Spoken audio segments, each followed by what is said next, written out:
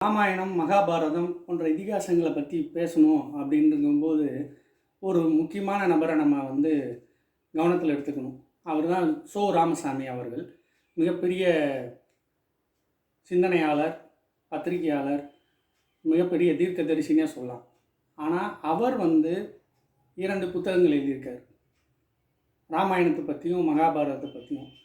அது சாதாரணமாக படித்த ராமாயணத்தையும் மகாபாரதத்தையும் விட இவர் ஒரு கிரிட்டிக்கல் அனாலிசிஸ்ன்னு சொல்லலாம். அது மாதிரியான அனாலிசிஸ் பண்ணியிருக்காங்க. அதையும் நான் படிச்சுட்டு என்னுடைய புரிதல் என்னன்றதை பற்றி தான் நம்ம கொஞ்சம் கொஞ்சமாக பார்க்க போகிறோம். இதுதான் அவர்கள் எழுதிய ராமாயணத்தில் முதல் பாகம், 2ஆம் பாகம் இருக்குது. அதே மாதிரி மகாபாரதத்தில் முதல் பாகம், 2ஆம் பாகம் இருக்குது.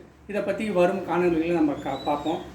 இந்த காணொலி உங்களுக்கு பிடிச்சிருச்சின்னா சப்ஸ்கிரைப் பண்ணுங்கள், லைக் பண்ணுங்கள். உங்களுடைய கமெண்ட்ஸ் ஏதாவது இருந்தால் அதையும் இதில் பதிவு பண்ணுங்கள். நன்றி, வணக்கம்.